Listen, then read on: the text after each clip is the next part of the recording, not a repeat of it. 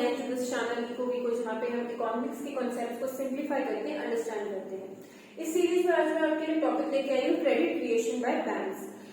Credit creation का मतलब है बैंक की लोन क्रिएट करने की पावर। तो ऑब्वियसली जितना पैसा भी हम सब लोग जमा करते हैं बैंक में, वो पूरा का पूरा पैसा बैंक अपने पास नहीं रखता है।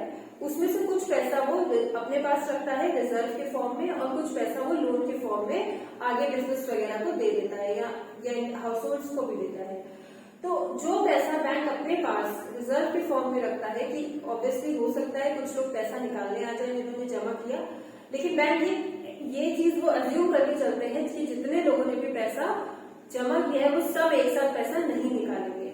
तो for example 100 crore rupees bank के पास डिपॉजिट आया, तो उसमें से उसने 10 करोड़ रुपए अपने स्टैट्यूटरी लिक्विडिटी रेशियो SLR में मेंटेन करके अपने पास रख लिया। SLR मतलब लीगली उनको जरूरी होता है कि वो कुछ पैसा रिजर्व में रखें।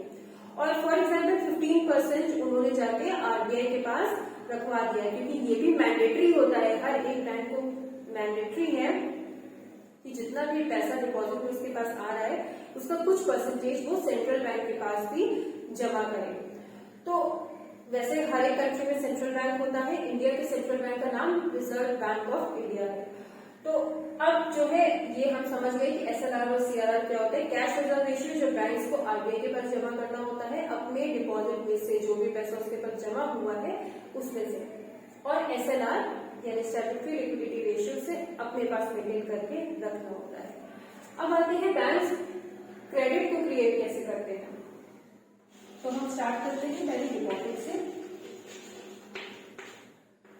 मैं आपको एक छोटा सा प्रोसेस इसमें समझाऊंगी और उससे यू विल गेट कि कैसे इसको बनाना है। लोन फॉर एग्जाम्पल इस समय रिजर्व का रेशियो 20% है, मतलब कि बैंक के पास फॉर एग्जाम्पल 1000 करोड़ रुपीस जमा हुए। ठीक है, बहुत सारे लोग हैं। अब इस कॉन्सेप्ट में हमें ये असम्पशन करना बहुत जरूरी है कि पूरा बैंकिंग सिस्टम एक ही है। अगर हम ये सोचेंगे कि हर एक बैंक डिफरेंट वर्क कर रहा है तो ये प्रोसेस नहीं हो पाएगा प्रॉपर कंप्लीट। हम ये मान के चलते हैं कि सारा बैंकिंग सिस्टम एक ही है, और दूसरी चीज हम ये मान के चलते हैं कि कैश में कोई भी ट्रांजेक्शन नहीं हो रहा है, क्योंकि अगर कैश में ट्रांजेक्शन होगा तो वो पैसा वापस बैंक में सर्कुलेट होके नहीं आएगा। हम इस प्रोसेस के लिए बहुत जरूरी है कि जितना पैसा भी बैंक लोन में दे रहा है वो वापस बैंकिंग सिस्टम में किसी न किसी तरह से पहुंच जाए। Deposit reserve and loan for example primary deposit, यानी कि सबसे पहली बार बैंक में कुछ लोगों ने जाके पैसे जमा किए। ये सारे बैंक्स की एक साथ की बात हो रही है, पूरे के पूरे इंडिया के बैंकिंग सिस्टम की बात हो रही है। सिर्फ PNB या SBI या HDFC किसी एक बैंक की बात यहाँ नहीं हो रही है। फॉर एग्जाम्पल 20%, जैसे कि मैंने बताया, ये जनरली सेंट्रल बैंक डिफाइन करता है। सेंट्रल बैंक डिफाइन करता है कि हमें यानी कि कमर्शियल बैंक्स को या बैंक्स को कितना परसेंट अपने रिजर्व में मेंटेन रखना है। इसमें से बैंक ने ऑब्वियसली 1000 करोड़ रुपए उनके पास आए, इसमें से उन्होंने 200 करोड़ अपने पास रिजर्व में रख दिए और आगे लोन कितने का दे दिया, 800 करोड़। ठीक है, अब अगेन जिन लोगों को लोन दिया, ये बहुत इंपॉर्टेंट समझने की चीज है, जिनको बैंक ने लोन दिया वो लोग या तो क्यों लोन लेंगे भाई, या तो वो किसी और अपने काउंटर पार्ट को पे करने के लिए, अपने बिजनेस के लिए लोन लेंगे, या तो वो अपने खर्चे करने के लिए लोन लेंगे, या तो हो सकता है किसी भी पर्पज से पर्सन लोन या बिजनेस लोन ले सकते हैं, या इंडिविजुअल भी लोन ले सकते हैं। तो बैंक लोन ग्रांट कैसे करते हैं? जनरली बैंक जब लोन देता है तो आपका एक सेपरेट अकाउंट खोल देता है जिसमें वो लोन का पैसा डाल देता है। तो एक तो वो हो गया, और दूसरा अगर आप मान लो किसी और को पे करने के लिए लोन ले रहे हो, अपनी लायबिलिटी पे करने के लिए लोन ले रहे हो, तो भी आप जिसको पे करोगे वो भी तो कभी ना कभी कहीं ना कहीं अपने दूसरे बैंक में जाके वो पैसा जमा करेगा। तो अल्टीमेटली होता क्या है कि लोन का पैसा वापस डिपॉजिट की फॉर्म में बैंक में ही जमा हो जाता है। अब जिन सारे बैंक्स के पास, मतलब हम इस इंडिविजुअल किसी एक बैंक की बात नहीं कर रहे हैं, पूरी कंट्री की बात कर रहे हैं। 800 करोड़ वापस डिपॉजिट के फॉर्म में आ गया। अब इसमें से रिजर्व फिर से हमारा 20% निकल गया।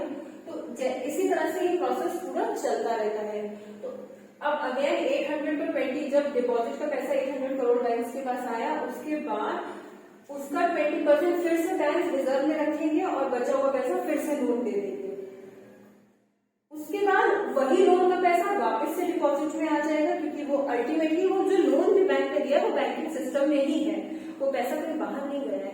इसीलिए इस प्रोसेस को वर्क करने के लिए बहुत जरूरी है कि पैसा कैश में कहीं भी विड्रॉ ना हो रहा हो। क्योंकि मान लो अगर 800 करोड़ का बैंक ने लोन दिया और जिनको लोन दिया उन्होंने वो पैसा बैंक से निकाल के कैश में रख लिया, और कैश ही में सपोज इसमें से सपोज 50 करोड़ ही कैश में सर्कुलेट हो रहा है, तो 750 करोड़ ही तो लोन जनरेट हो पाएगा, तो वो नहीं चल सकता यहाँ पे। अगर हमें क्रेडिट क्रिएशन करना है, अगर इस पूरे बैंकिंग सिस्टम की क्रेडिट क्रिएशन को प्रॉपरली वर्क करना है, तो जरूरी है कि पूरा पैसा लोन की फॉर्म में जो भी गए हैं वो बैंकिंग सिस्टम में ही गए। अब बैंकिंग सिस्टम में किसी भी तरह से रह सकता है, हो सकता है जिसको लोन दिया है वो लोन का पैसा अभी विड्रॉ ना कर रहा हो, बाद में करे, बैंक में पड़ा हुआ है, या जिसको पे कर रहा है, ध्यान से समझिएगा, जिसको पे कर रहा है उसको बैंक से पे करे तो अल्टीमेटली उसके बैंक में पैसा चला गया, या फिर अपने नैब लेबर कैपिटल एंटरप्रेन्योर को पे कर ले। लाइक 4 फैक्टर्स ऑफ प्रोडक्शन में वो पैसा डिवाइड कर रहा है, क्योंकि जिसका बिजनेस चल रहा है ऑब्वियसली बिजनेस 4 ही चीजों से चलता है, लैंड, लेबर, कैपिटल, एंटरप्रेन्योर, उन चारों का अपना अपना रिटर्न पे कर दे, तो अल्टीमेटली पैसा बैंकिंग सिस्टम में ही रहना चाहिए। इस तरह से करके ये पूरा जब प्रोसेस कंप्लीट हो जाएगा तो इस 1000 करोड़ के फाइनल जो डिपॉजिट बन के आएंगे, ऐसे फर्स्ट राउंड में, फिर सेकेंड राउंड में, फिर थर्ड राउंड में, वो टोटल बहुत ज्यादा होंगे, और ये जो टोटल आते हैं यही क्रेडिट क्रिएशन होता है। मतलब कि 1000 करोड़ के डिपॉजिट से, फॉर एग्जाम्पल से बैंक ने 5000 करोड़ का लोन क्रिएट कर दिया, और लोन के फॉर्म में अल्टीमेटली वो डिपॉजिट ही क्रिएट होगा। थोड़ा कॉम्प्लेक्स लग रहा होगा, इसीलिए अगर आपको जो भी क्वेश्चन है इस टॉपिक पे प्लीज कमेंट सेक्शन में जरूर मेंशन करें। अब यहाँ पे एक चीज और कॉन्सेप्ट आता है मल्टीप्लायर का कॉन्सेप्ट। मल्टीप्लायर मतलब है, फॉर एग्जाम्पल 1000 करोड़ का डिपॉजिट गया और फाइनल जो डिपॉजिट बन के आया वो 5000 करोड़ था, इन सबका प्लस करके।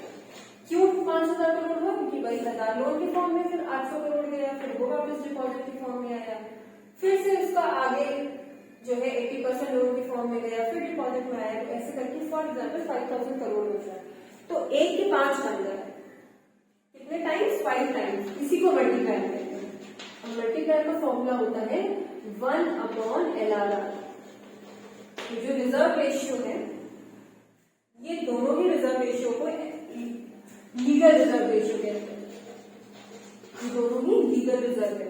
तो लीगल रिजर्व में ये भी आता है और ये भी आता है, तो यानी कि इतना पैसा बैंक्स ने अपने पास रखा है और बचा हुआ लोन दे रहे हैं, तो जाहिर सी बात है, आप मुझे बताइए, ये आपके लिए क्वेश्चन है कि जब रिजर्व ज्यादा होगा तब क्रेडिट क्रिएशन ज्यादा होगा, या जब बैंक रिजर्व कम मेंटेन करेंगे तब क्रेडिट क्रिएशन ज्यादा होगा।